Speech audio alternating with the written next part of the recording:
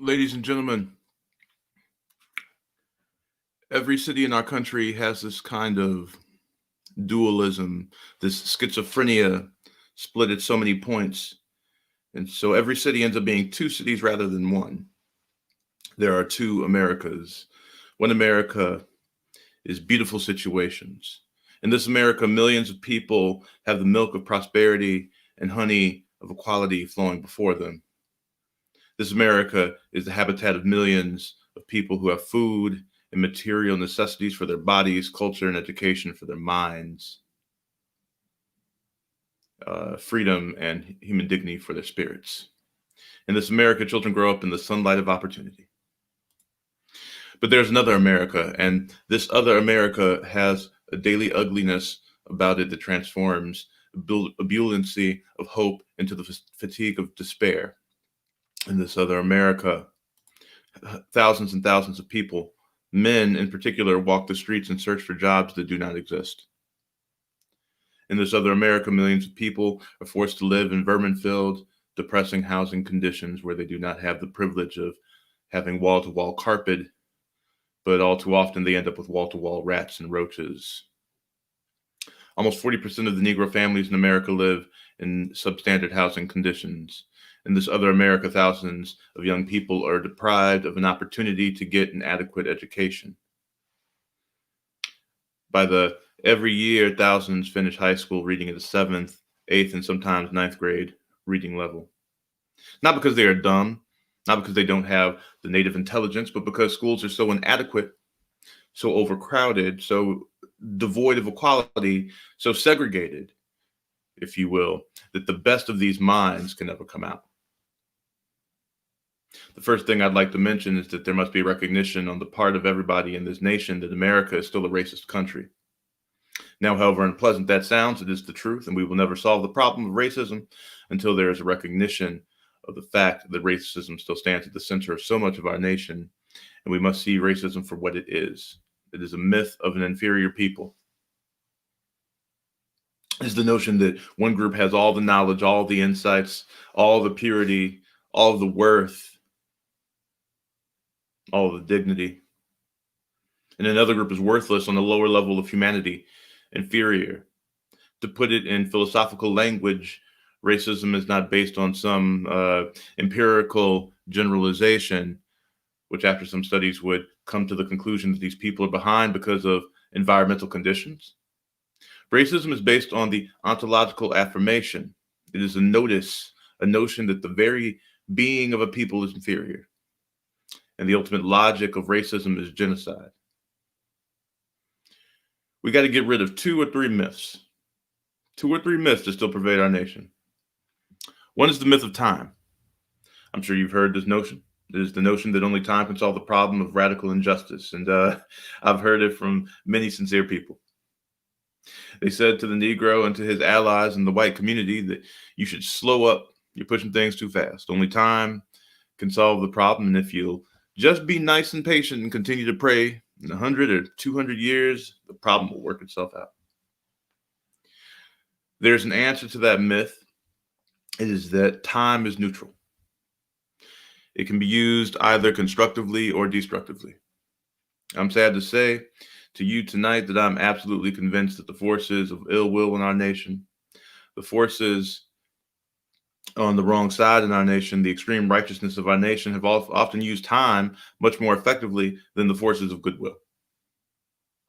And it may well be that we will have to repent in this generation, not merely for the vitriolic words of the bad people who will say bad things in a meeting like this, or who will bomb a church in Birmingham, Alabama, but for the appalling silence and indifference of the good people who sit around and say, wait on time. Somewhere we must come to see that human progress never rolls in on the wheels of inevitability. It comes through the tireless efforts and the persistent work of dedicated individuals who are willing to be co-workers with God. And without this hard work, time itself becomes an ally of the primitive forces of social stagnation. And so we must always help time and realize that the time is always right to do right. And let me finally say something in the realm of the spirit, and then I'm going to take my seat. Let me say finally that in the midst of the hollering and in the midst of the discourtesy tonight, we've got to come to see, however much we dislike it, the destinies of white and black America are tied together. Now, the racists don't understand this apparently, but our destinies are tied together. And somehow we must all learn to live together as brothers in this country, or we're going to all perish together as fools. Our destinies are tied together, culturally and otherwise. Every white person is a little bit Negro. Every Negro is a little bit white. Our language, our music, our material prosperity, and even our food is an amalgam of black and white. And so there can be no separate black path for power and fulfillment that does not intersect white roots. And there can ultimately be no separate white path for power and fulfillment short of social disaster without recognizing the necessity of sharing that power with black aspirations for freedom and human dignity. We must come to see, yes, we do need each other. The black man needs the white man to save him from his fear, and the white man needs the black man to free him from his guilt. John Donne was right. No man is an entire island of itself.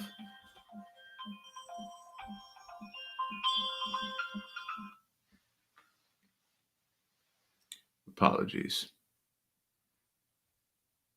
No man is an entire island of itself. Every man is a piece of the continent, a part of the main.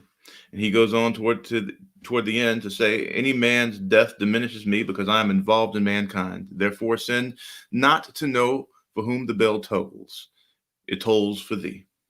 And somehow we must come to see that in this pluralistic, interrelated society, we are all tied together in a single garment of destiny, caught in an inescapable network of mutuality. And by working with determination, by realizing the power that must be shared, I think we can solve this problem. And may I say in conclusion that our goal is freedom.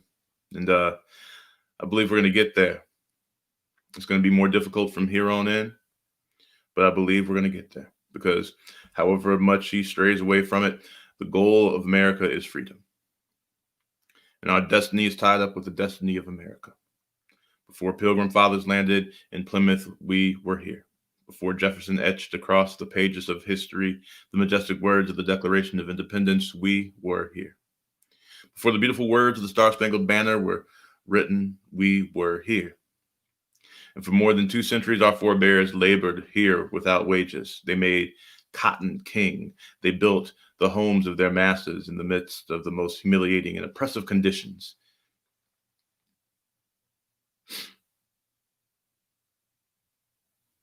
Sorry.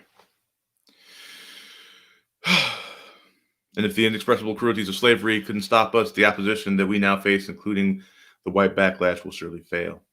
We are going to win our freedom because both the sacred heritage of our nation and the eternal will of the Almighty God are embodied in our echoing demands. And so, however difficult it is during this period, however difficult it is, continue to live with the agony, the continued existence of racism, however difficult it is to live amidst the constant hurt and constant insult and constant disrespect, I could still say we shall overcome. We shall overcome because the arc of the moral universe is long, but it bends towards justice. We shall overcome because Carlyle is right. No lie can live forever. We shall overcome because William Collard Bryant is right. Truth pressed to earth will rise again. We shall overcome because James Russell Lowell was right. Truth forever on the scaffold, wrong forever on the throne. Yet that scaffold sways the future. We shall overcome because the Bible is right. You shall reap what you sow. And with this faith, we will be able to hew out of the mountain of despair a stone of hope. With this faith, we will be able to transform the jangling discourse of our nation into a beautiful symphony of brotherhood. With this faith, we will be able to speed up the day when all God's children all over this nation, black men and white men, Jews and Gentiles, Protestants and Catholics, will be able to join hands and sing the words of the old Negro spiritual. Free at last, free at last. Thank God Almighty, we are free at last. Thank you. Happy MLK Day, everybody. I'm Maui. I'm the host of Conscious Culture. Today we have a very special show for you. I'm going to have a conversation. I'm not going to delay them any further. I'm going to bring them on right now. The wonderful ShaRhonda and Brian Dawson. ShaRhonda, Brian, happy MLK Day. Happy MLK Day. Good day, good day. Good day, good day, good day. So we kicked off with a speech Dr. King gave called the Other America, and I thought it was a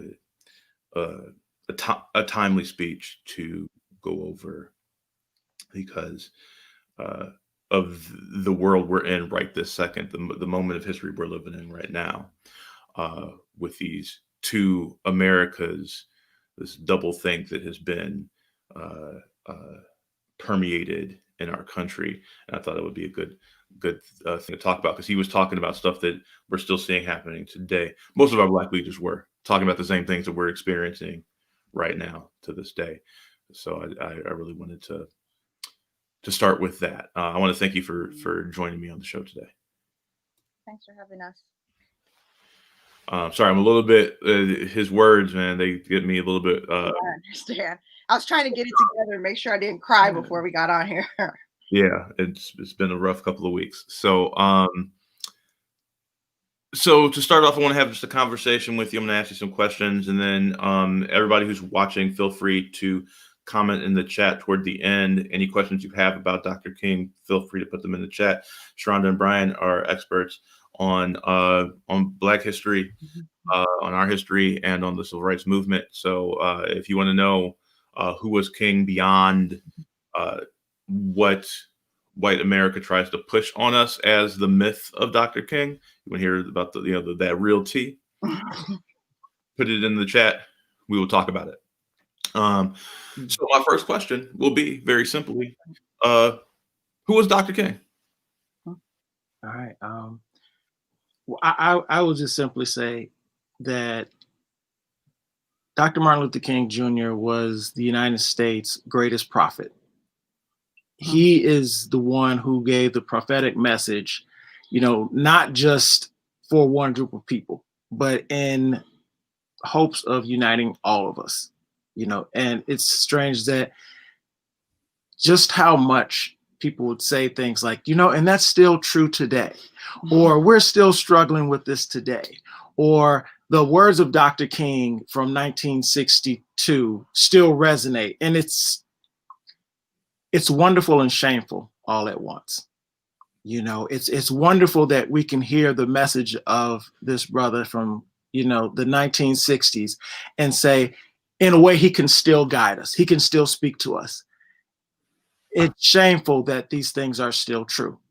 It's shameful that you make a statement that, yes, we can learn to live together, and all this work that's been done, and people always are so quick to say, even our allies, don't you think we've come so far?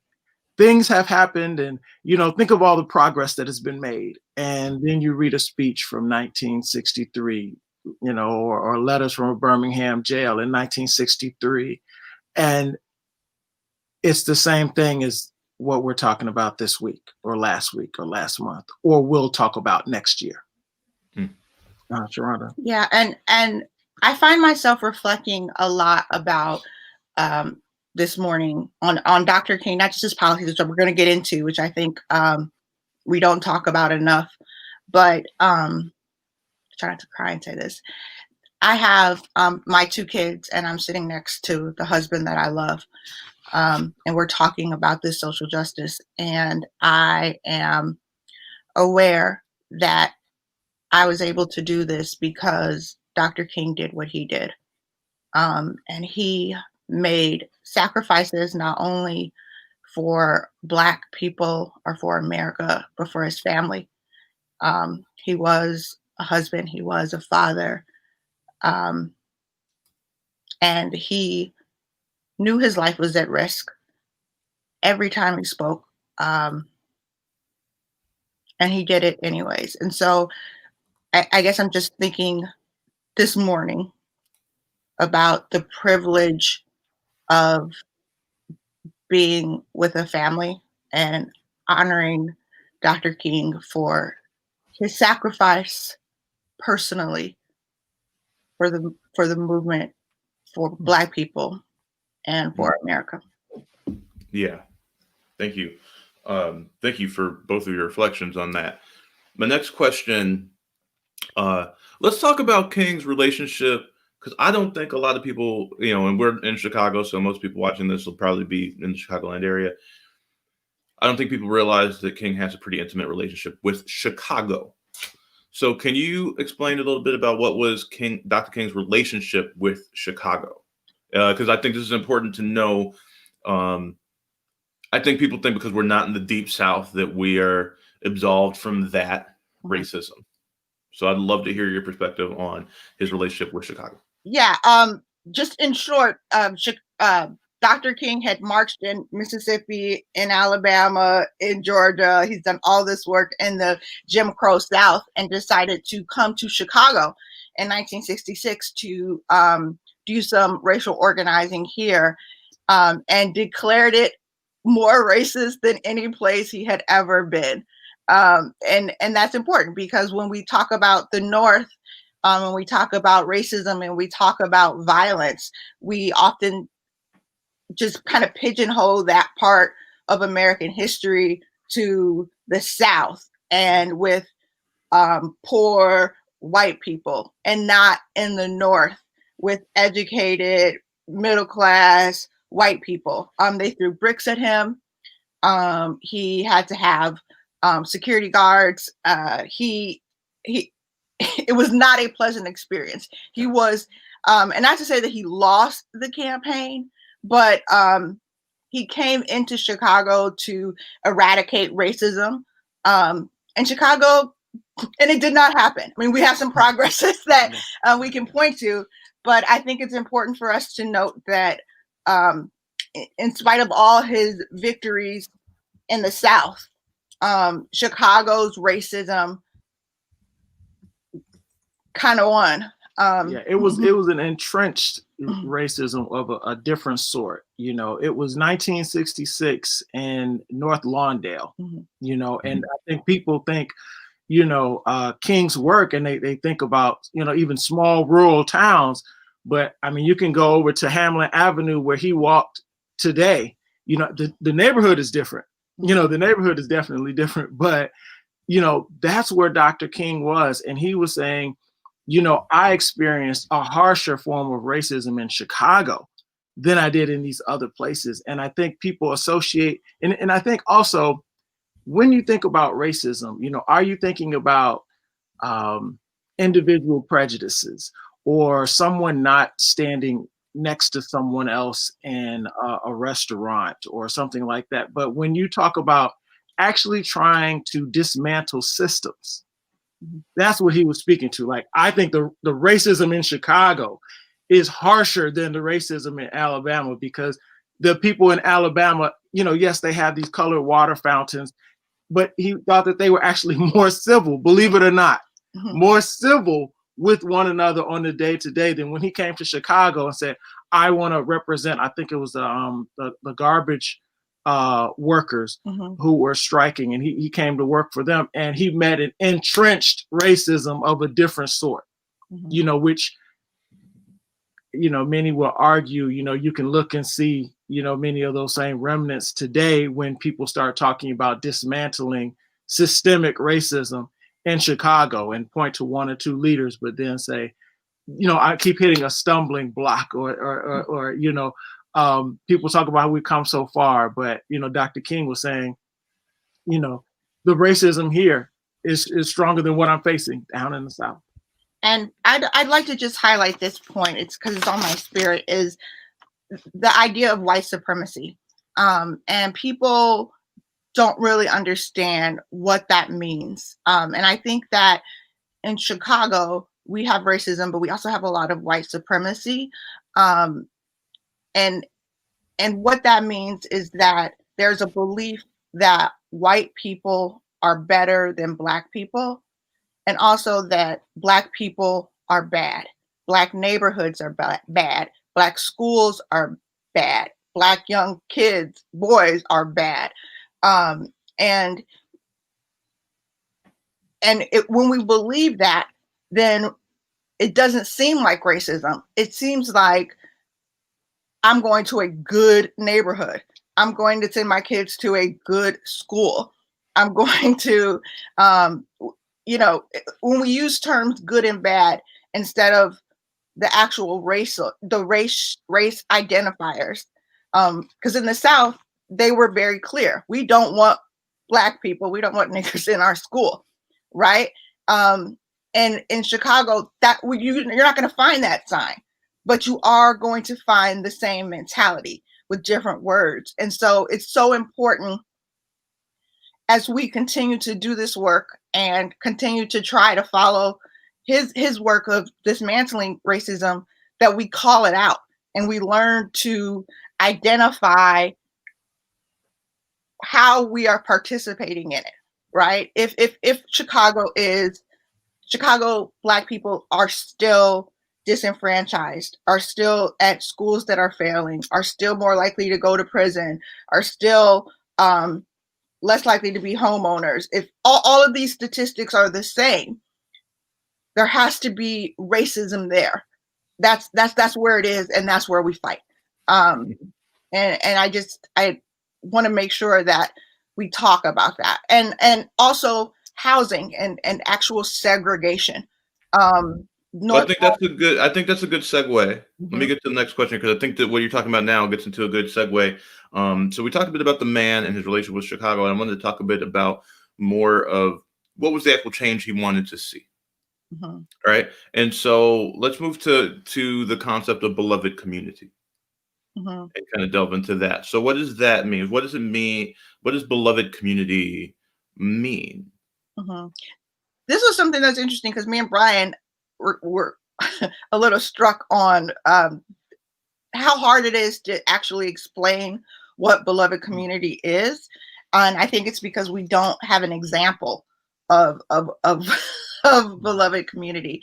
My interpretation of what that means is a community of, I'm a Christian, so a lot of my work and morality is founded from my Christian upbringing and beliefs.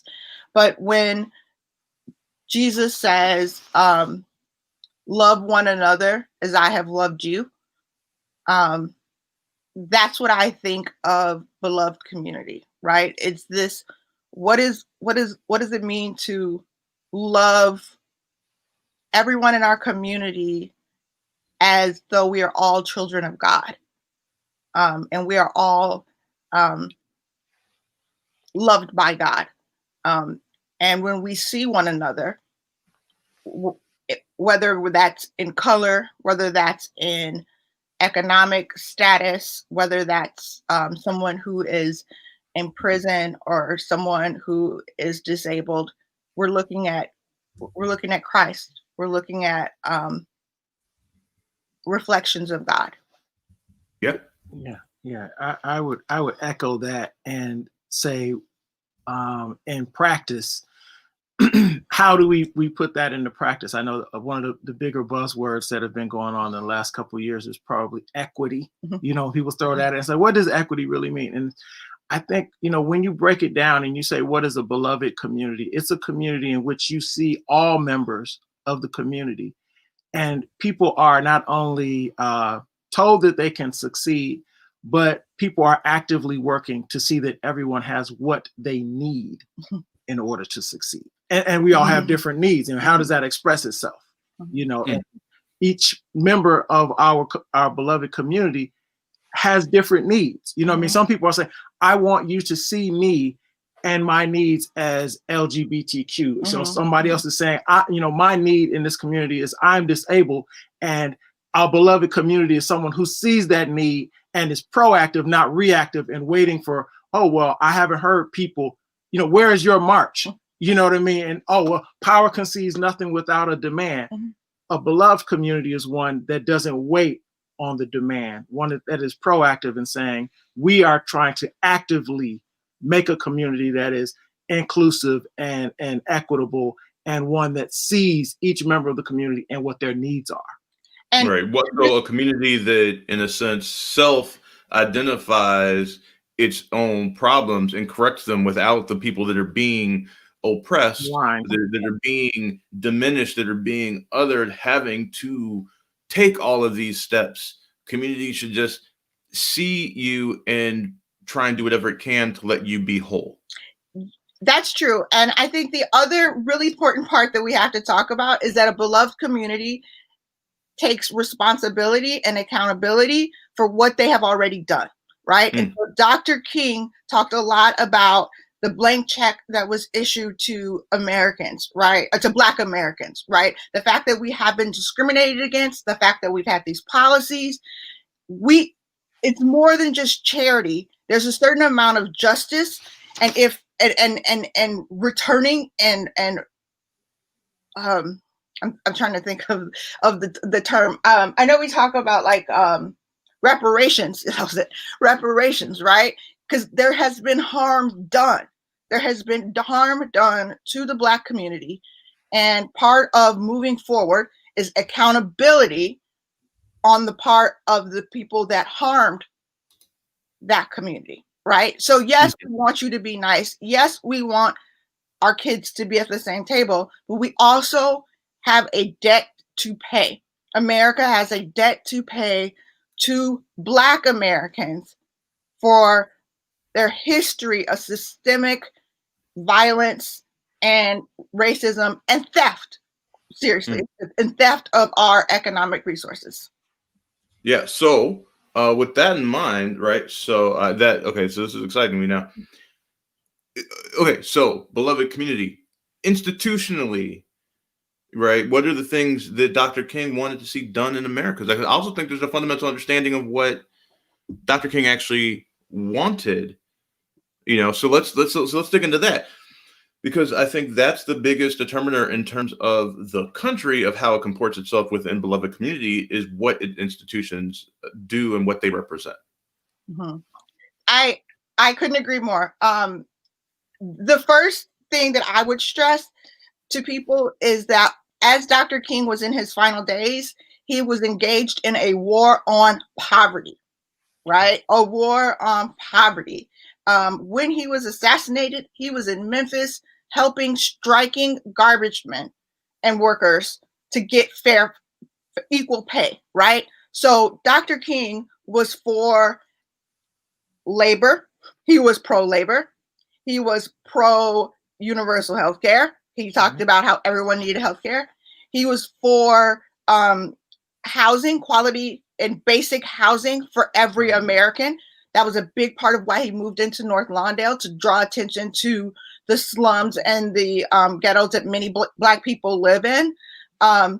He was for a guaranteed minimum income, right, for all Americans. He had these very specific socialist policies and things that he was working on. He was anti-war. He was against the Vietnam War. He was, he was inclusive of women, of all people. And so to reduce Dr. King's work and legacy to one day we'll all be able to sit at the same table is not just like ignorant. It's just, it's so wrong and it's distorting. I think it's a reduction. I think it may be more accurate, but he wanted to build new tables. Right. New tables that didn't have the baggage of the last table, all the flaws, the inherent flaws in the legs, in the chairs, in the surface that create inequities and create imperfections that eventually hurt people. Mm-hmm. Absolutely. And he talked often about the fact that we are choosing with capitalism to have poverty. Poverty is a choice that we are making in this country, and it is something that we could eradicate if we wanted to. If we wanted everyone to have healthcare, housing, and a minimum income, we live in the richest country in the history of the world. It could be done. We are choosing not to do that. And so it's important for me as a progressive to remember that that was his message as well, right? It was this message about ending poverty and helping one another. In a beloved community, we don't have homeless people. In a beloved community, we don't have people that need GoFundMe if they have a medical emergency, In a beloved community, we have education equality for all. and that's a progressive socialist platform that he stood on.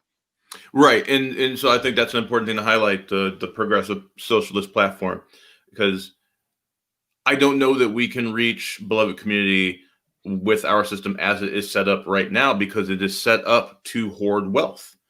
It is not set up to make sure that everybody it has what they need, that nobody is wanting. It is by design set up so that a chosen few, Yeah, a chosen few can take the lion's share to make sure that they have enough, not for themselves, but for everybody, that they consider in their camp, their family, right? This generational wealth that they can pass on at the detriment of everybody else, even though they have so much of the wealth that they could never hope to spend it all. And meanwhile, there are people that, they could give away 10, 20% of that and solve the world's hunger issues and housing issues. And I think that speaks to the morality of capitalism, or the lack of morality in capitalism. I mean, I can't imagine any of us knowing that we had enough money to end world hunger and not doing it. And so there's something wrong. There's something sick about a system that knows that it can alleviate human suffering and chooses not to. And I think that that's what Dr. King, his relationship with Christ and him being a pastor, he really wanted people to understand that it is our obligation as Christians, it is our obligation as humans to make the world better. And the world gets better when we don't have homelessness and we don't have, our current economic system. Yeah.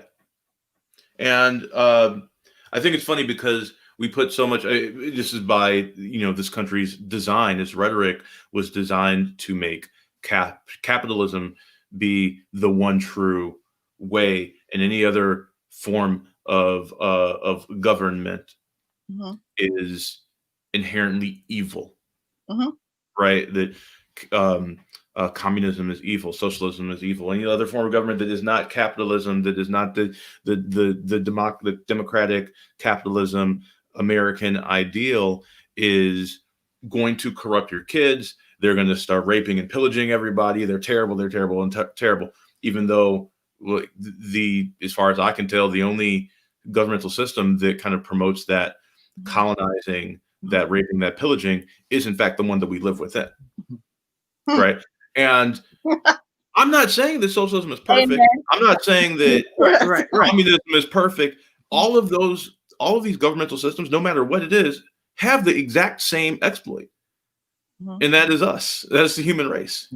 Right? Because correct. Right. There's a problem with every single one, but there are each one has elements of things that are beautiful. And so we should be constantly evolving, constantly striving to be better. There's a line in our Constitution, a more perfect union, right? Like, I think that is an incredibly well-written statement, more perfect, right? That we are not settling for what we think is perfection, that we are pushing past that constantly looking way to improve ourselves. I don't think we've done that. I don't think we've done that in a very long time in this country. And I don't think we've ever done it on a fundamental level at all. Right. So if we're going to truly be that ideal, more perfect is in direct opposition to a capitalist society, in my opinion. Or even like it's also in opposition to make America great again. Right. Like this idea that we need to go back, that there was a greatness that was like the epitome. We reached perfection. Let's go back to this state. Instead of saying, no, let's make America great, period. That means we're working on it. That to me is more in line with the founders when they say a more perfect union. And Dr. King, as he talked about this war on poverty and how do we create economic systems that reflect our values of beloved communities. How do we make a system that doesn't rely on the exploitation of a small number at its core, where you know, if you say, okay, well, you go to any college in America and they take economics 101 and they'll tell you, well, you need 3% unemployment in order for this system to work. So it's predicated on the fact that there needs to be someone to exploit. So that in order for everyone else to do well, you have to have people who have no other choice but to accept the very worst you do to them. Yeah, same thing with the prison system. Yeah. If America is going to survive, we need an individual to point the finger at and say, this will be the person who is at the bottom, and they will be the fuel that this engine burns in order to push America forward. And and it's also important that we look at other countries. So a lot of times a lot of my friends are like, I'm going to move to Amsterdam, or I'm going to move to, Switzerland, right? And these Nordic countries. And they are capitalists, but they're capitalists, socialist capitalists, right? So they understood that if we're going to enter into this system of capitalism and we're going to have an underclass, we're going to have guaranteed rights for the people that are at the bottom. We're going to have guaranteed housing. We're going to have minimum living wage. We're going to have healthcare, and we're going to have a quality of schools that every person in the country has at least that. And we don't have those same basic, we get close to it. Every time there's a crisis, we have a little glimpse where all the things that people tell us can't be done, all of a sudden they can be done. A year or two ago, I think it was Andrew Yang who was saying, you know what, we need a wage for every American, where if every American just got about $6,000, you can't do that. The system won't allow for that. Then a coronavirus comes and they're like, you know what, we need to give every American a certain amount of money in order to keep this going. People will say, you know what, we need universal child care, because the system won't allow for people to be able to be off work. And, we can't do that. Now that, we really need to look into universal child care. We need, because that's what our school systems are, right? It's universal child care. Like, you didn't realize we had that already. And because you have to be in the machine to get your pellet of food, you have to be in there for 40 hours a week. Otherwise, you ain't gonna have a cage. You ain't gonna have no food pellets. All of a sudden, everybody's like, I don't care if there's a virus ravaging the world. You need to watch my kids, because then I can't even feed them. Right? Then we see what the true exploit is that, like, this country's not taking care of you. This country is sucking your lifeblood, right? Yeah, it's a scary thing. It's when you realize that, right? Like, we can't topple the prison industry complex, because if we did, the South's property taxes will skyrocket, because they subsidize that to get lower property taxes. That's why the places with the highest prison per capita, right, have the lowest property taxes, because they are using that, because it's just a direct extension of slavery. And also, they are counting people that are imprisoned as in their census numbers, right? And so they're getting more representation in Congress based off of people who don't have the right. They have the right to vote. They can't vote. Right. They're in prison, but they're counting them as citizens, which comes from the 13th Amendment. Like, it's crazy. Like, it's all connected. Yeah, and it's all connected, and it's all been talked about. And so again, as we go back to Dr. King and what he did, and how do we honor him? One, we study what the hell he talked about. Like, we know what he was talking. What is the war on poverty? What was his policy stance? And when we do service in order to reach those goals, right? Not just to make ourselves feel better, but to provide equity and justice for all Americans and he went further than Americans. This was an international, and that's why the FBI was after him. That's why they were, surveilling him all the time, because he was talking about capitalism. He was talking about people's money. I just watched Selma last night, and every scene is capped with, like, the FBI, like, recap, because they're watching his every move. He talked to Mahalia tonight. He incited a crowd tonight because he's preaching about being free to a church. It's wild. Chrissy B said it's all mob enterprise. I think that's a very accurate statement.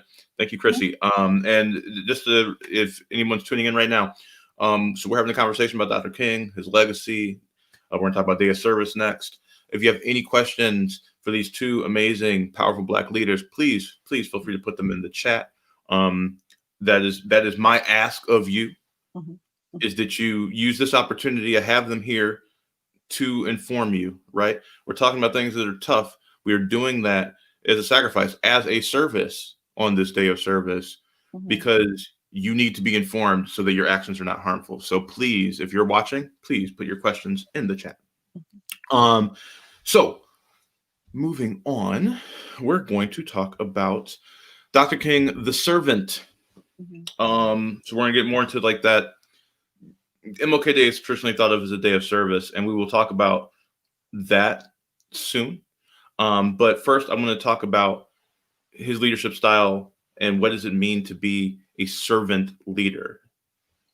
All right, I think that one of the greatest misunderstandings sometimes that people have of leadership is that the leader is the person who, I guess, kind of gives the speech and is, out in front saying, this is what I think.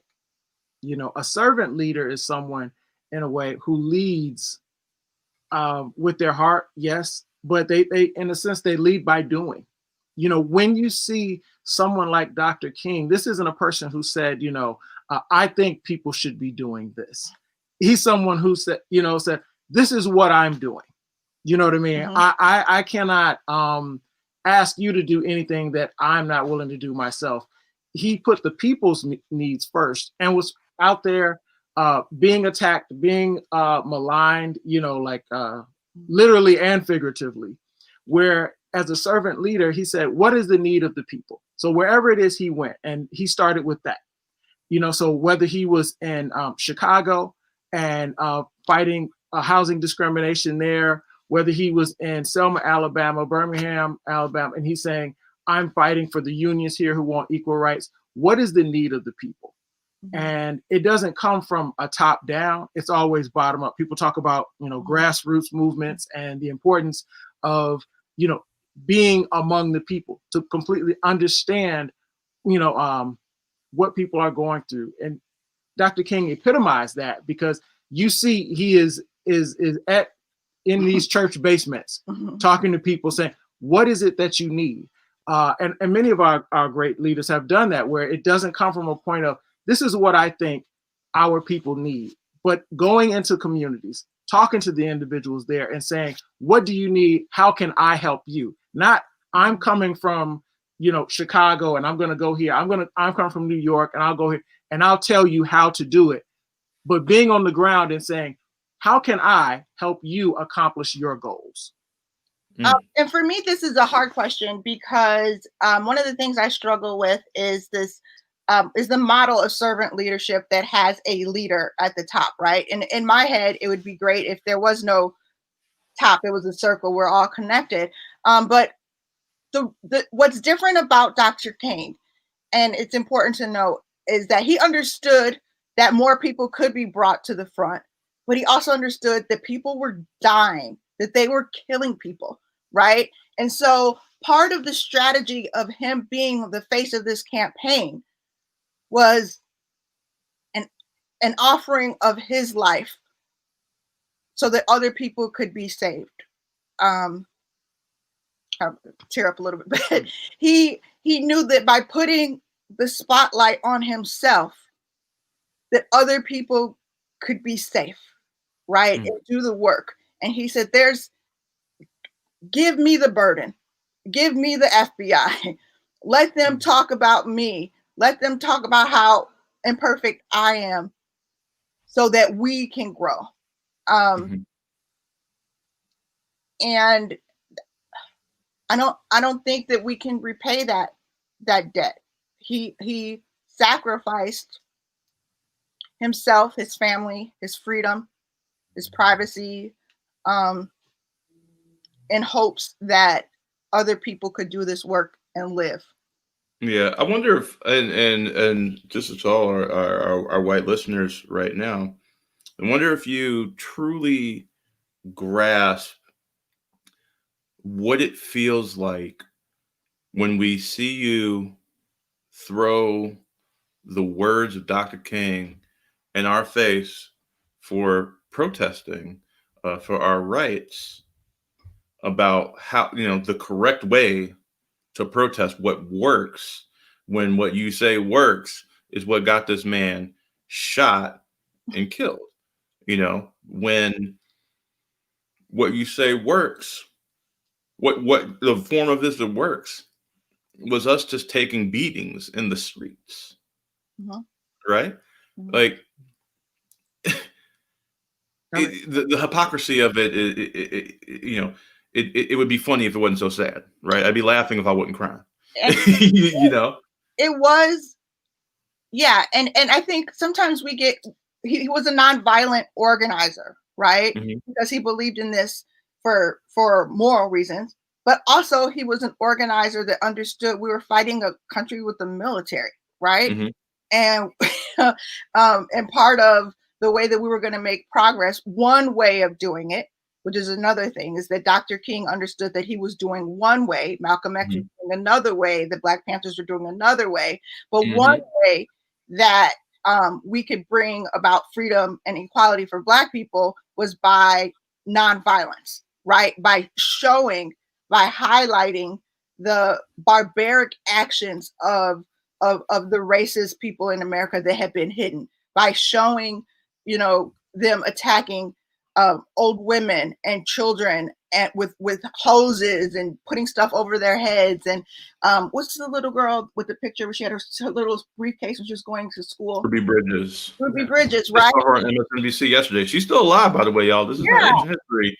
You still living in it. You're still living in it. So, highlighting that was a strategy to bring about change. And I think as we move forward, particularly as Black people, we have to seriously have this conversation about, is that still the best strategy? But just another way that we are leaning onto his strategy is the use of cameras now to highlight police killings and to highlight racism, right? That's a strategy. And that's one that came out of the civil rights movement, saying, show people what's really happening, put it on TV, record it, let people around the world see what white racism is doing to Black people. And that will bring about change. Yeah, to Maui's point about speaking to people and saying, do you understand how when you kind of throw these things back at us? I think it was in King's letter from a Birmingham jail in 1963. He wrote it because it was it was an answer to, I think it was like 8 Southern Christian ministers who had wrote saying, you're pushing too fast, you're starting up too much trouble. We're with you, but it's you're causing trouble. Is this the best way to do it? He wrote that letter to them in response. And what he said in that was that he's beginning to feel that the greatest stumbling block in Black freedom was white moderates who prefer order to justice. This idea that, I'm with you, but when you do things that are inconvenient for me, it's hard for me to sympathize, and we hear that in different ways over and over again. And I think what some people they miss, and this is what I would speak to our allies, not to our enemies, but to our allies, and say this, that understand that tension that gets created when you see someone blocking your way into the Apple store, or someone's marching on the expressway and you're going to be late for work, and people are like, well, why can't they just talk it out? Why can't we just have these negotiations? You have to begin to understand that the reason it has gone that far is because we cannot get to the table to negotiate. And direct action, whether it be a sit-in, whether it be a march, whether it be a boycott, these direct actions are meant to create what you can call a positive tension, which forces an issue to the forefront.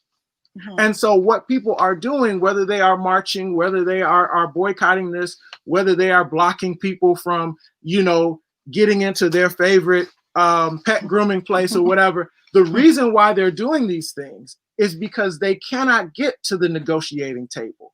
And it forces the issue to the forefront. And your inconvenience, your feeling uncomfortable, that is a part of the process. Because when you feel uncomfortable, when you feel, I can't get around this, I can't forget about this, this is something that is blocking me from living my life, that was the point.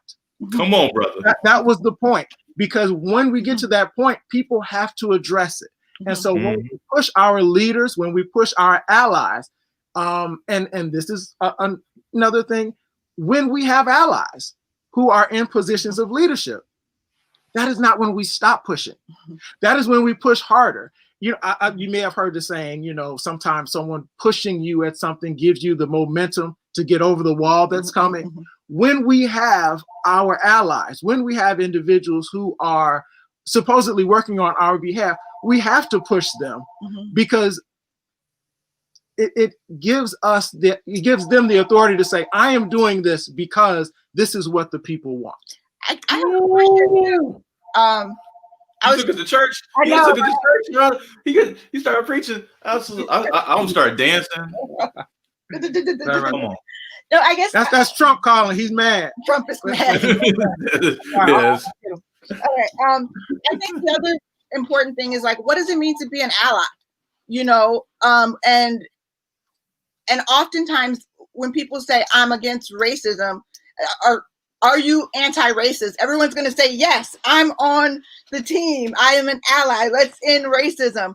But they're not doing anything, right? They're not helping in any way. They're not drawing attention. They're not pushing for these changes. Like, you can't be a racial ally against racism if you're not for equitable housing and segregation.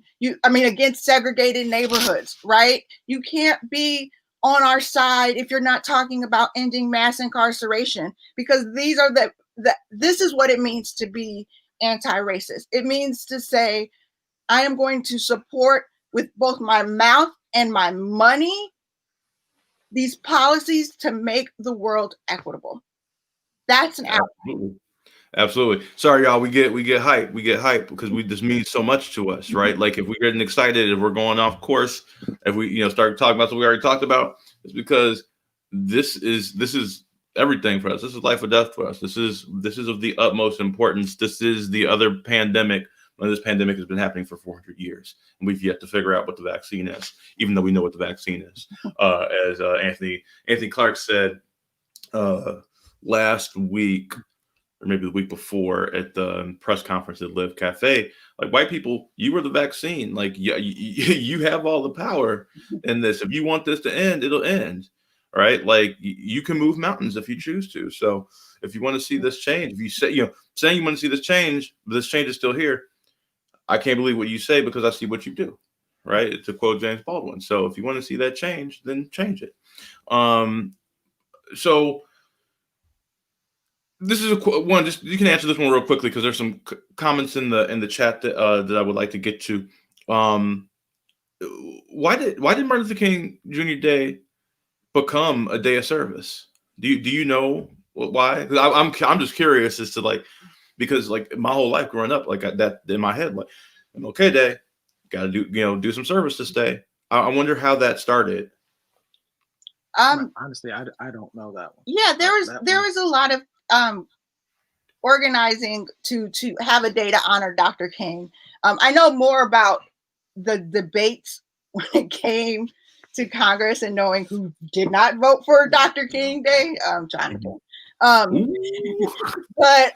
say it again a little bit clearer. John McCain did not. John McCain, right? But it is symbolic, right? It was a symbolic gesture to have a national holiday that honored an African American who did something in service of America, right? And so I think when we talk about Dr. King and we wanted to summarize it, and maybe this is why it's so sanitized down, because in order to get the holiday we had to make him apolitical, right? Like we had to make it to everyone, make him acceptable to everyone. And so we started talking more about his calmer, viewpoints versus the ones that require more action. And I will say another thing is, I'm proud that we have an MLK Day, and I think it's important for us to know that there's not a Black MLK or similar holiday in England or in France or in these other places, right? America is unique in the fact that we have a holiday honoring an African American who was fighting for equity. And that's something that happened here. Mm-hmm. Absolutely. So my last question I'll save until the very end. I'm going to get to some of these comments in here. So Chrissy B said, this is an amazing gift. As community leaders and activists, how can people best support those such as yourselves who are carrying this? She went on to specify personal, professional, and as community leaders. I'll speak to the personal. And I will say, and I guess segueing into the professional, but one of the greatest gifts you can do as an ally is just, I want to phrase this the right way. Use your whiteness. I mean, you get into spaces and places that honestly we will not get. You are around people who honestly would choose not to be in a place where they would be educated. A lot of times when we are speaking to individuals, we are speaking to the choir. It's like, oh yeah, I'm on a Zoom with these people who are talking about equity, who are talking about racism. All of them are already there in a way. You know what I mean? Or, well, they're trying to get there. That's they're trying to get there. And there are so many people who are in spaces and places where you can honestly say a word and change a room, change the momentum, change the tempo somewhere that we still can't get into those rooms. And whether it's on a personal level where it's like, I know, where white people, it's more of a joke, like, oh yeah, we've all got that crazy uncle. But I mean, that crazy uncle is the leader of your family. You know what I mean? They kind of set the tone. They train up the next generation. And on a personal level, sometimes it's that white person in the workplace who said, no, actually, that's not what equity means. Equity doesn't mean we're hiring, Latinos and Black people who aren't qualified. That's not what equity means. Leading that discussion, speaking out, because understand, when you have that white privilege, when you can say something and it be acceptable, where it's not the angry Black person saying it, don't wait for that Black person to do the heavy lifting around you. When you're in a room and there's one Black person at your office or one Black person in your group of friends, and someone says something that makes things uncomfortable, you can wait and let the Black person do the heavy lifting on, I felt uncomfortable about that. That makes me, that hurts me. You can wait and let them do it. And then say, if they do it, I'll support them. Or you can be the person who says, you know what, that was wrong. And when you use that white cachet, when you use that white privilege, you know what? It fills right back up. You never spend your whiteness. It's always that tomorrow you're going to have that same white privilege. Whereas it can be exhausting. It is. For Black people to constantly have to do the heavy lifting, have to constantly do the fighting. And that ability that you have to just say, I can quote the same fact that Black person can say, but when I say it, I won't get attacked for being radical, as being overly emotional, over playing the race card. It'll just be a statement of fact. And that is something that I would ask from our white allies, just on a personal note. And that's what you were asking on a personal note. Yeah. I would say on that, more about the professional level. And I'll speak to something like personally that I've noticed. Don't just support our pain, support our joy. I'll give you an example. If I put a post up about my health struggles. Almost died, and I thankfully didn't, and I've lost 200 pounds. Like the engagement of that, the support for that, hundreds and hundreds of people. That's great. If I talk about how much pain I'm going through because I'm seeing white supremacists storm the Capitol, hundreds of people reach out. I got 1,000 of my white friends slide in my DMs. I love you. I see you. That's very nice. But when I post that I'm trying to create something joyful for young Black children, the engagement is a fraction of that. When people, when Rashida is posting about the exciting things she has coming up, she'll have one level of engagement. When somebody throws a brick in her window, then everybody comes out the woodworks. Mm-hmm. You know what I mean? Yeah. So like, support us, like, not just when we're in crisis. Like, support us like through the joy. Support us when we're trying to build. Support us on that front as well. I intentionally made this channel one that doesn't kind of just always sit in racial pain, because I don't want to profit off of my racial pain. Mm-hmm. Right? I want people to see our joy. I want to see people to see all of us, that we are not just these beaten down creatures of resiliency. That like you see, like the kids on the channel, like, just give $1 a day as they're pushing in. They wait until the fly like lands on their teeth before they zoom in, right? Like, but those kids also have all these joyful moments. Like, they don't just sit in sadness all the time. Right. They still find ways to be free. They still find ways to thrive. Support that part of their identity. Like, foster that, grow that part of the identity. So that would be what I would say. Yeah, because that can be an element of almost like misery porn, where people, get into like, oh, this is so horrible. This is so horrible. But, it's like, oh, yeah, there's a post on, kid at CPS, and they just got accepted to all the Ivy League schools. And it's like, all right, well, where's the likes on that one? And I was just tag team on the professional piece. And I said, I wanted to say just a small part of it.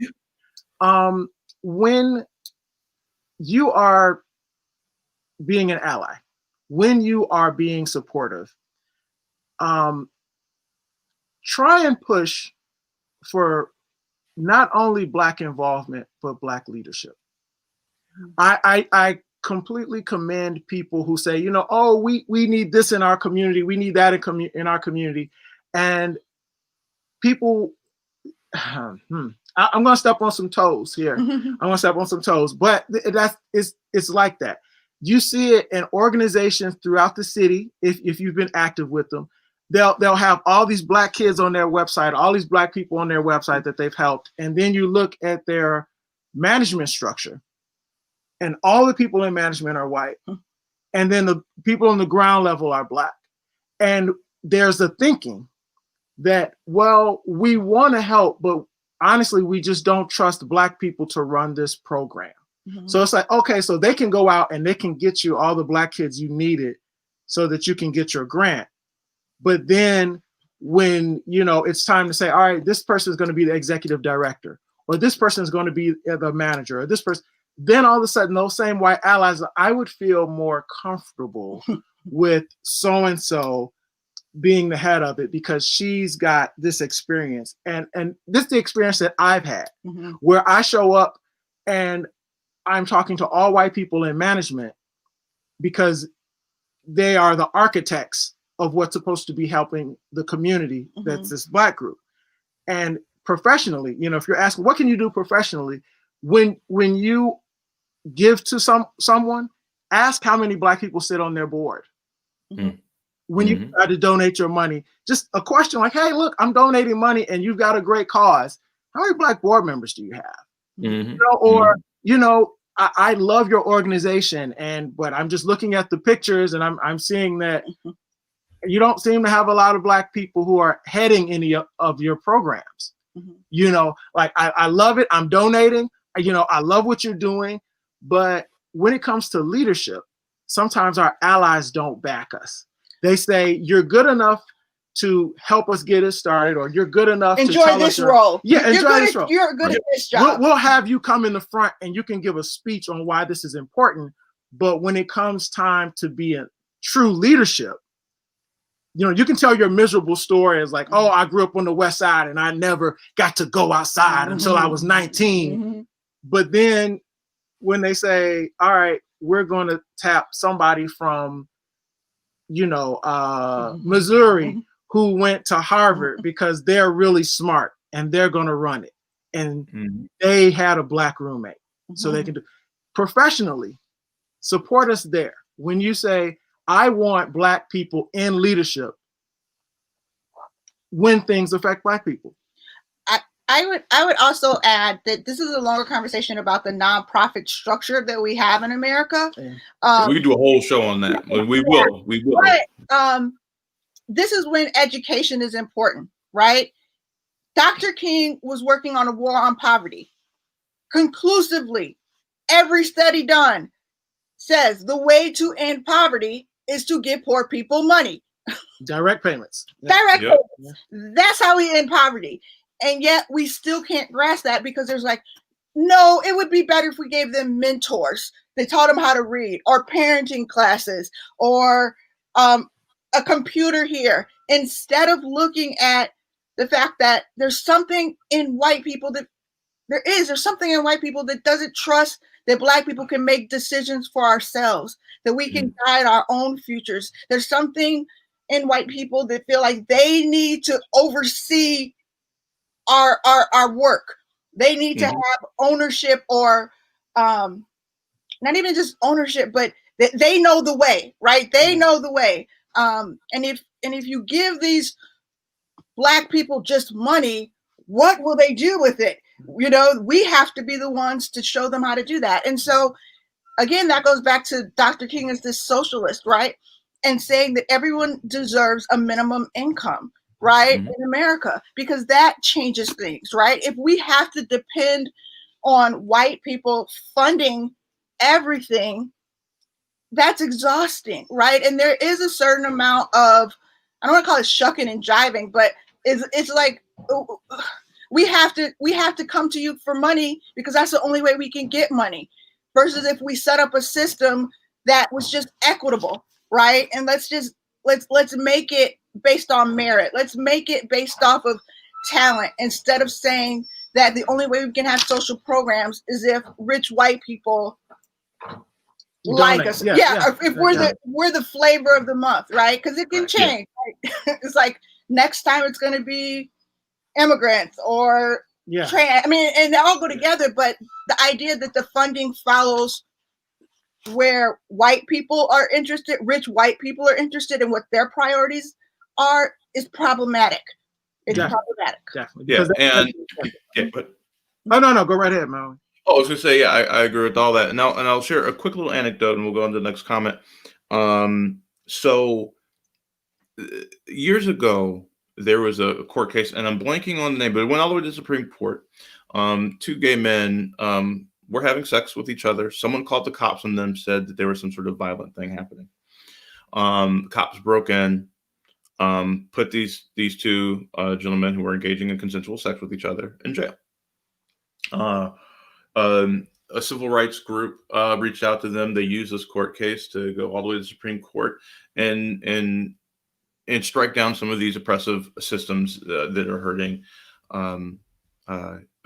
gay people in our country, the LGBTQ community in our country. The younger of the two gentlemen, it was a young Black guy, had a lot of mental health issues. Grew up in poverty. Both economic poverty, but as well as mental and emotional poverty. Right? He's thought of as just like, oh wow, like what you did was amazing, but nobody supported him in his own personal life.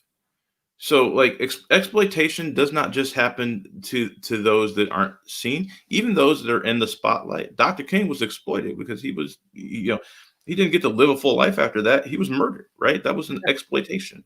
And then he's used as a symbol of martyrdom in this country, which I think is honestly, I think it's a bit of a disservice to him and his legacy, because he's so much more than that. This person that was using this court case died a few years later, impoverished and alone. These people put all these millions of dollars into striking down a law, but didn't even think about helping this person. So think about that when you're thinking about how you're going to do your service, that you're not just, trying to support a system, but you're also trying to support the people that are doing the work.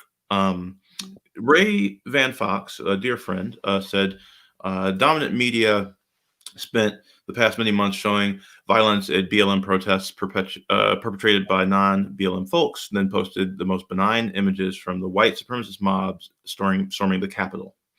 If the media won't work with the movement to show the truth of white violence in this country, King's tactics won't continue to work. I think that's a very powerful statement, and I'll tell you, I can speak to this because I'm a bit of a media junkie and nerd. So a few decades ago, a conservative think tank got together and decided that their best course of action was to create their own media, where they could push their agendas, to create their own trusted institutions divorced from the ones that we traditionally have trusted, right? Most of the stuff that we think of as objective truth is actually subjective faith, right? I don't know why the sky is blue. I trust that there are people that know why it is, and so I believe them when they tell me as such, right? I don't know the inner workings of a lot of things, but these trust institutions of science, of journalism, of politics are supposed to inform what I believe. And so when we say that like the conservative media is doing something worse than the rest of the media, right? Because like you watch every news station and it's some variation, but pretty much they're all saying the same damn thing. And then you move to Fox News and it's a completely different thing. But we've legitimized it because it looks like a duck and it walks like a duck and it talks like a duck, so it must be a duck. And we've decided to legitimize it. And now it's gotten worse because now we're legitimizing all of these people on the web as trusted institutions, right? Now, any article that some Yahoo wrote can be used as gospel truth against something written in the New York fucking Times, right? That's dangerous, because now because like, and I'm not saying that the New York Times is perfect, and there's no journalism thing is perfect. No one gets it right 100% of the time, but that practice of just deciding what your truth is and then putting up against that, and then now we have to say both sides, right? Both sides. Well, no, there's one thing that's happening and it's impacting one person and another person is profiting from it. And if we're just looking through the lens of the person that is benefiting from that pain, of course it's not going to look like what it actually looks like. You have to be able to step into the lens of the oppressed to see how these actions are impacting them, right? Intent versus impact. We talk about that all the time, ShaRhonda, right? Like, impact means more than what your intention was. And I also think that this goes back again to Dr. King's economic policies, right? And so as we don't have Black media, right? Locally, I would say everyone, if you want to do service, donate to the Village Free Press with Michael Romaine, who is the young Black brother. Oh, he's so brilliant, and he's doing such good work, and he's trying to set up. He is on this show on he hadn't been on yet this year, but he is on this show. He is amazing and man, a font of knowledge. He is, and he's pushing our narratives. And so, yes, it's nice to read his articles, but fund him. Like, he needs money for his media. And also, just as a personal plug, right? I do anti-racist trainings, right, with BRONDIHOUSE. It's important that white people understand that they don't know almost anything about race, right? We're not coming in on equal footing, right? So not only are you getting distorted information from Fox, which are from Moody or whatever conservative thing is coming out, you're getting distorted information from your school books. You're getting distorted information from your boss, because we live in a racist, white supremacist world that set up a certain narrative. And if we're going to be free, if we want freedom for everyone, we have to understand truth versus fiction, which is what is your website? Is it BRONDIHOUSE.org? it is. Okay, it's not up right now, but it's not up right now. Yeah, we're in the middle of setting it up. right. But I will put the link in the chat so people can save it and look forward in the next couple of weeks when it is up and running. You have a whole set of courses that you are going to be doing. And actually, let's take this time to I'll quickly read through these, and then let's get back to places that locally that you can financially support. I think it's very important. Charisse Gunn, hope I'm saying your name correctly, ma'am, said exactly. They have always been able to build generational wealth off Black people, but they are never willing to engage us to the extent that we are able to build generational wealth. They know what we're capable of. Black Wall Street, other similar municipalities were not burned down from nothing. They know that we have the ability to create above and beyond. I think that's very powerful. Sorry. So I think that's thank you for that comment. That is right on target. So back to what you were saying. So Village Free Press is one. Bronte House, y'all have a whole slate of anti-racist workshops that you're releasing. You want to talk a little bit about that, as well as Black School, I think, which is, I think, inspired, and I think I hope becomes just as popular in Black communities as Hebrew school or Chinese school is in those communities. So.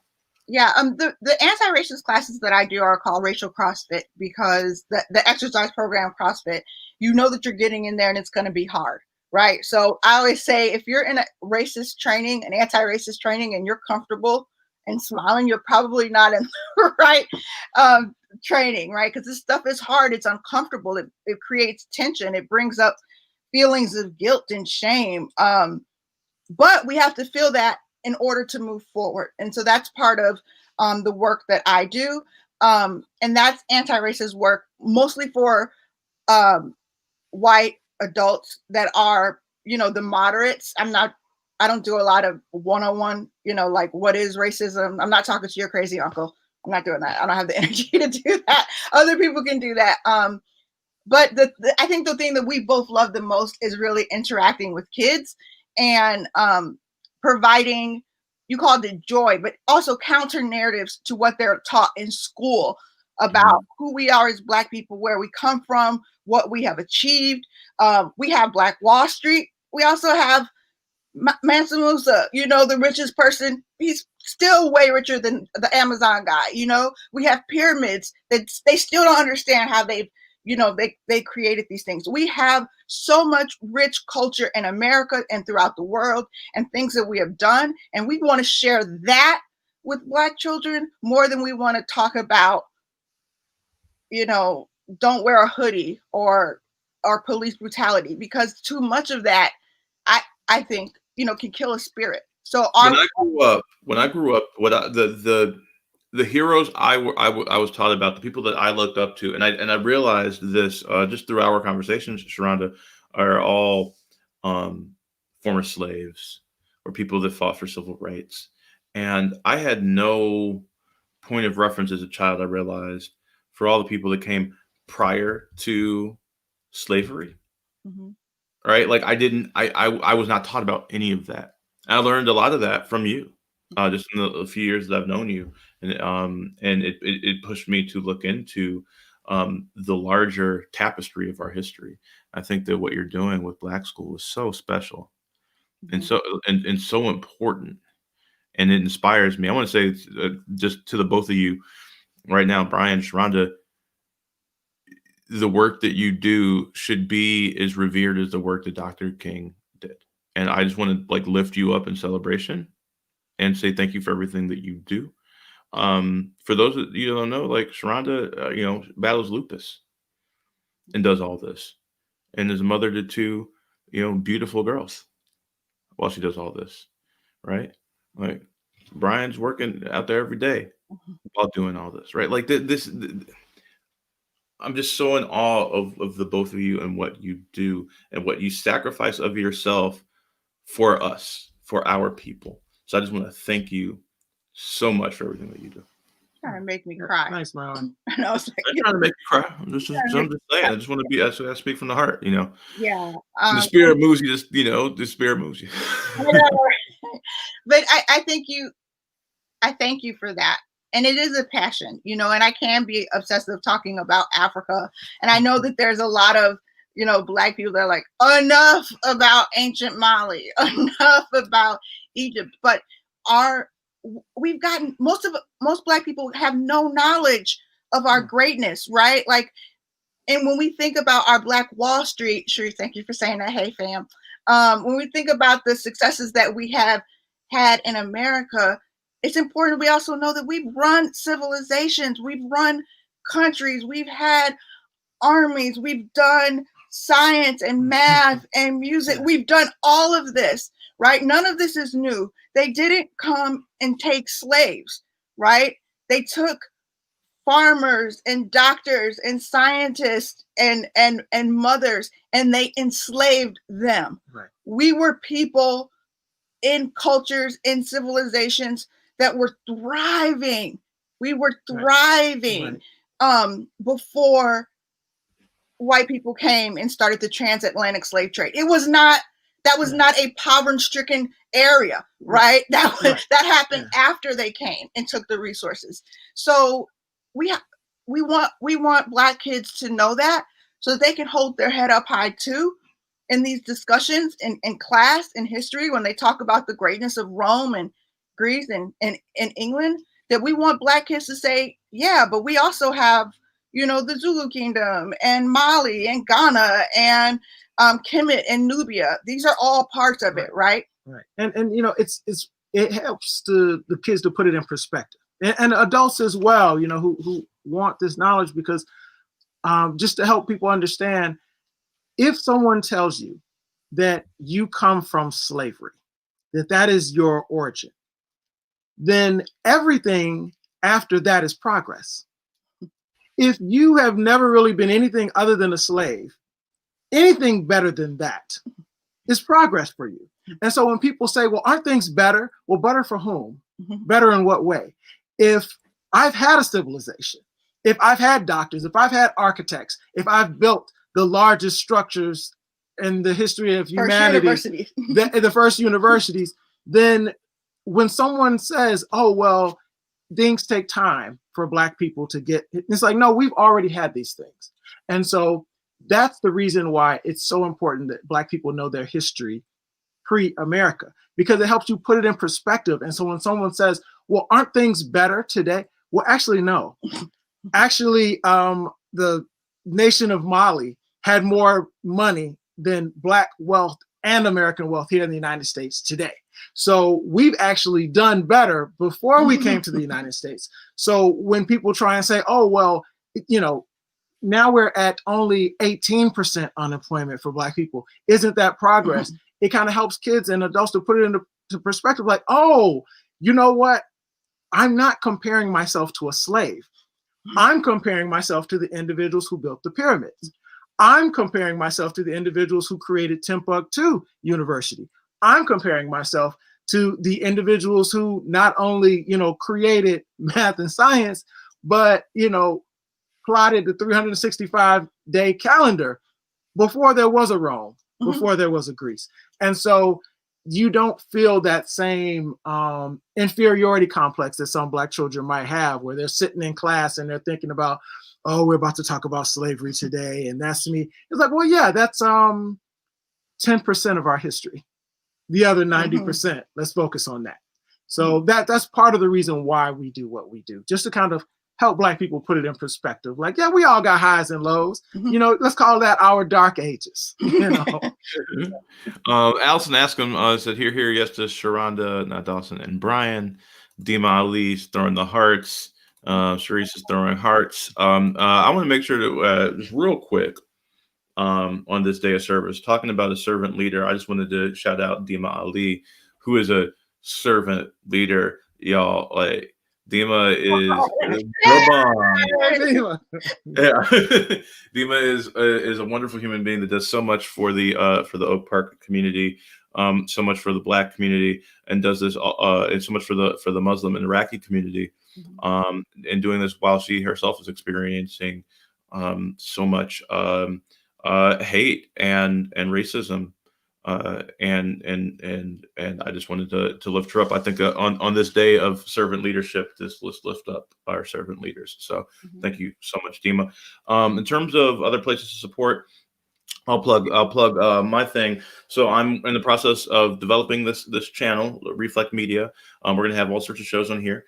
Starting next month, actually, if you're enjoying listening to all of the wonderful musings of ShaRhonda and Brian, BRONDIHOUSE will have a show every week. They'll be highlighting people from Black history. It'll be a short form show, probably 10 to 15 minutes, and a way for you to kind of get just a taste of what they do with Black School, with Racial CrossFit. I'm very excited. Like, I know that I'll be tuning in every week. I mean, I'll be producing the show, so of course I'll be tuning in every week, but I'm just excited to like learn from you on a consistent basis. So I'm really excited for that. But the kind of the centerpiece of what I'm trying to build is a show similar to BRONDIHOUSE with their focus on Black School. I'm trying to build something for our Black youth as well, an early childhood development show centered on a young Black girl and her friends. The young girl is based off of my daughter, who my partner and I unfortunately lost halfway through the pregnancy. It's just a tribute to her, but it's also a way for me to have critical conversations with our children about just the endless possibility that is them. So I'm very excited for that. There are characters based on Dima and other people in the neighborhood that you might recognize. So I'm really excited to bring that to you. We will be starting up a second round of fundraising probably next month during Black History Month, as well as unveiling the puppet. We did raise enough in our first round of fundraising to build the puppet. And so we'll be doing a little prequel special where you get to actually meet Ella. And yeah, so I'm really excited to bring that to you. The other thing that I wanted to make sure people knew to support, I'm putting in the link in the chat right now. They have an active fundraiser right now. Live Cafe and Creative Space recently, some white supremacists in the neighborhood threw a brick at their window with a note attached to it saying, I'm going to say exactly what it says. So a trigger warning for those of you out there. It said, no niggers on the ballot. No niggers on the ballot.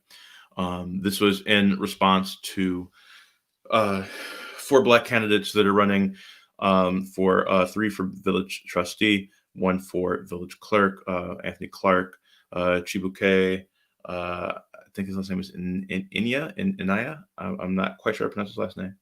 Wanta Griffin and Christina Waters. Live Cafe is, in my opinion, like the hub for Black excellence in our area.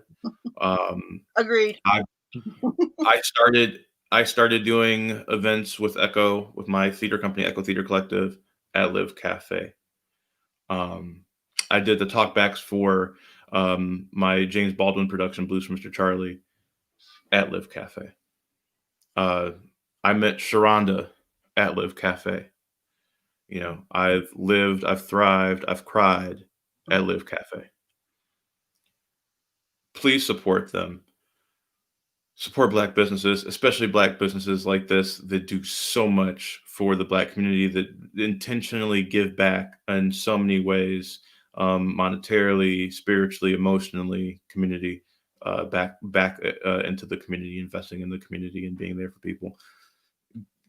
Please support them in what they do. So I think, and there was one more. Why don't you talk a little bit about Black Voters Matter? Black Voters Matter. I have been doing political organizing for over 20 years. And one of my sisters in the struggle, Latasha Brown, has been putting in the work in the South. So yes, Stacey Abrams, we love you. Thank you, Stacey. But we also have organizers who have been doing this work. Latasha Brown with Black Voters Matter is one. They have this amazing bus, like it's a massive big Black bus. I'll try to see if I can get a picture of it. And they go around the South registering voters, engaging Black people and getting them to the polls, because a lot of the issues around race have to do with voter suppression in the South, right? And so, yes, we had the win in Georgia, which yay. But Latasha was also organizing in Alabama and got the first Democrat senator elected there. And they are doing the work, and they understand, again, the truth, right? The propaganda is that the South is all Republican and conservative. The truth is that it's mixed, and there's Democratic voters, and their votes are suppressed.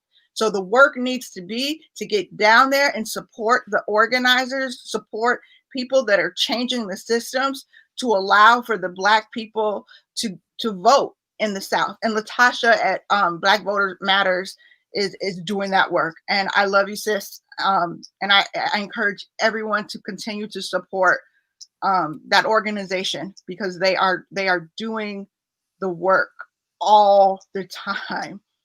She's doing it. So there are links for Black Voters Matter Fund in the chat. There's links for Live Cafe in the chat. There's a link for BRONDIHOUSE in the chat. Like I said, BRONDIHOUSE's website is not up yet. Will be up soon-ish. Yes, it should be up by noon. Should be up by noon today. So please check back a little bit later today and donate to that. Please like and subscribe to Reflect Media. We don't have an active fundraiser up yet, but we will have one up soon. So please like and subscribe so you can get information on that when you can give for that, especially to our YouTube channel. That really helps us grow. Like and subscribe to our YouTube channel would really help me as well as we put out this content. Look out a little bit later today. I will be with wonderful young militant Alana Gray. We will be reviewing One Night in Miami, which I just watched last night and was just all up in my feelings about. And this is why I got choked up while I was reading that piece by Dr. King today, because it just recalled some of that. It's a beautiful, beautiful directorial debut from the Queen herself, Regina King, one of the best working performers today. And it just, spoiler warning, I really liked it. Check it out. So yeah, be sure to tune in for our review of that a little bit later today. Thank you everybody so much. Anything, ShaRhonda, Brian, you want to say before we sign off on this wonderful day? Yeah, I had a closing comment that I just wanted to share, and it was a story about Dr. King that was told by Reverend Barber, who is the head of the Poor People's Campaign and Movement now. Okay. Well, hold on. Let me give you a single. Come on now. Go ahead. All right. I'm not as good. I'm not the preacher. Husband's better at the public speaking. But he gave this sermon, and he talked about what happens in the meantime. Like, what happens when you realize what you are here for. And so he talked about Dr. King getting shot. Was he shot or stabbed? Stabbed. He was stabbed before he was assassinated. And he said, in our lives, there are these moments when we know that God has saved us, that things could have gone another way, but for the grace of God, we wouldn't be here. And so that's our time, our calling to do what God wants us to do while we're here, right? So King could have gotten scared when he got stabbed. He could have stopped. Instead, he doubled down and committed more to this work. And I'm reminded, as someone who has, illnesses and life and this pandemic and COVID, that a lot of us are here because of the grace of God. And things could be different. So how do we honor the time that we have? And Dr. King honored the time that God gave him. And that's my plea for everyone, is to honor the time that God has given us, because tomorrow isn't promised. So do what you can today.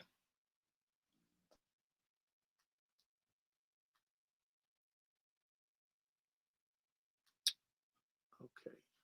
What did you say, Maui? We're not hearing you. It's because I muted myself to make sure I didn't make any noise during ShaRhonda's little monologue. I said thank you so much for being on with me today. I know we went a little bit long, but hey, the spirit moves you. So yeah, I want to thank everybody for listening in today. And we will close with a few words. I can't play the song because of copyright issues, but I do want to read. To play the Stevie song. I can't because of the copyright issues. But I wanted to end with something joyful, and it is the Stevie Wonder song. So he wrote a happy birthday song to Dr. King, and so I thought we could end with that, which is I'll just read it as if it were a poem. We'll bring this up, and then we'll sign off as soon as this is done. I won't read the whole thing because Stevie goes for a while, but I'll read a little bit from it. So Stevie said, it doesn't make much sense. There ought to be a law against anyone who takes offense at a day in your celebration, because we all know in our minds that there ought to be a time that we can set aside to show just how much we love you. And I'm sure you would agree, what could fit more perfectly than to have a world party on the day you came to be. Happy birthday to you. You can go ahead and sing it, ShaRhonda. Go ahead, because that won't get me tagged. I don't want to get us sued. We don't have no money now. That won't get me tagged. That won't demonetize it. So you can go ahead. You can sing that chorus. Happy birthday, Dr. King. Happy birthday, Dr. King. Thank you all so much for watching. Have a wonderful evening. A wonderful rest of your day. Please make sure to do some service on this day to honor the King of Love. Thanks.